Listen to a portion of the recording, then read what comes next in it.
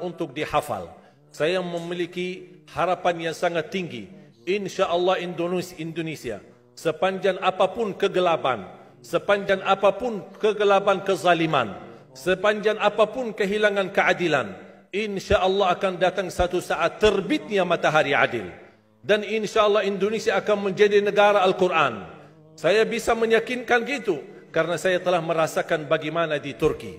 Turki negara sekuler yang ratusan tahun serangi Islam, ratusan tahun menabaikan Islam, tidak boleh kumandangkan azan dalam bahasa Arab, tidak boleh ada rumah tahfiz, tidak boleh ada pesantren, tidak boleh belajar agama, tidak diberikan anak-anak kita bisa belajar dengan sendirinya Al-Quran. Semuanya dilarang dengan keras, bahkan terancam orang-orang yang melanggar aturan itu.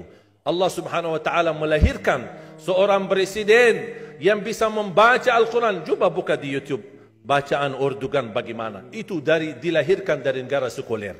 Saya bisa meyakinkan insya-Allah 1 juta menghafal Al-Quran.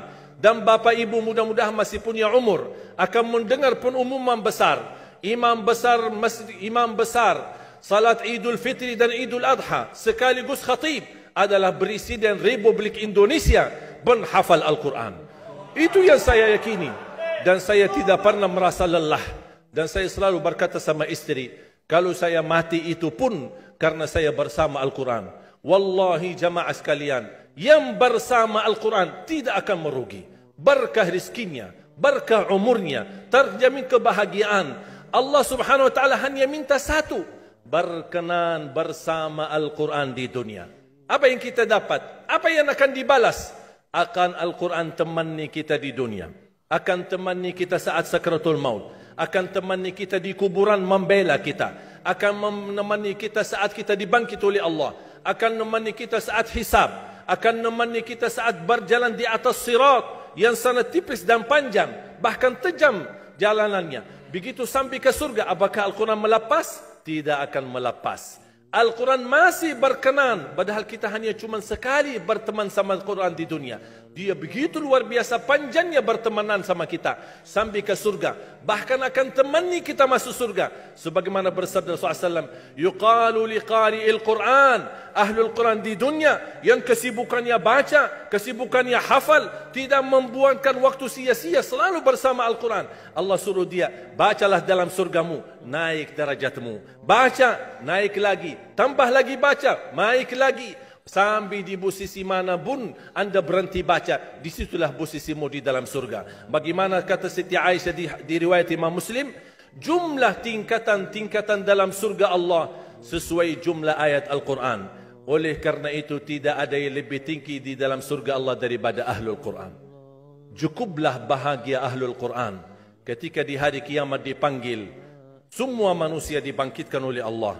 Malaikat memberikan pengumuman, mana Ahlul Quran? Berdiri, rapat, berdekatan. Mereka maju. Mau bawa kami ke mana? Kalian terpilih menjadi orang yang terdekat sama Allah. Karena Ahlul Quran adalah keluarga Allah Subhanahu wa ta'ala. Bukan hanya kita sendiri yang mendapatkan anugerahnya dan manfaatnya.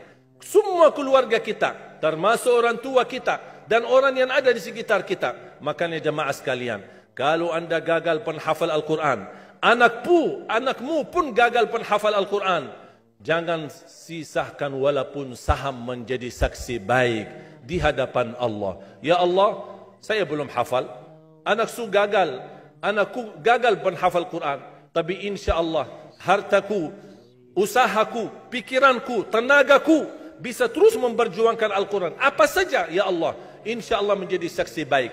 Dan nanti di hari kiamat, insya-Allah kita bersama Ahlul Quran mendapatkan syafaatnya Al-Quran di hari kiamat. Kita sangat membutuhkan ayat-ayat yang dikumandangkan ketika meninggal dunia. InsyaAllah setiap satu huruf akan disalurkan 10 kebaikan. Mudah-mudahan semua yang hadir diberikan kemuliaan dan keanugerah dari Allah menjadi Ahlul Quran, penghafal Al-Quran, penghayati Al-Quran, para pencinta Al-Quran, berakhlak-akhlakul Quran.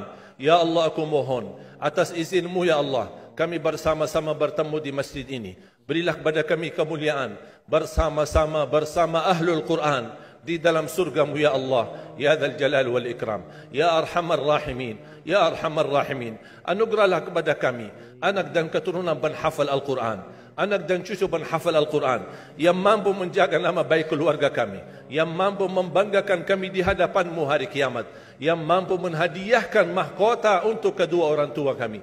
Birahmatika ya Arhamar Rahimin. Ya Allah, maafkan kalau kami tidak berhasil menjadi penghafal Al-Quran.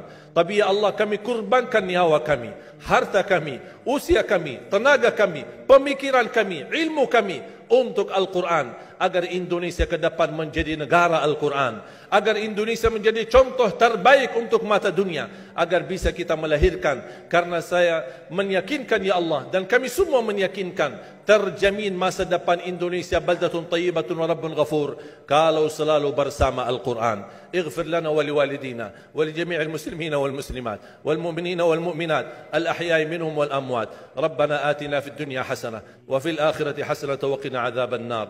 وصلى الله على سيدنا ونبينا محمد وعلى آله وصحبه وبارك وسلم والحمد لله رب العالمين.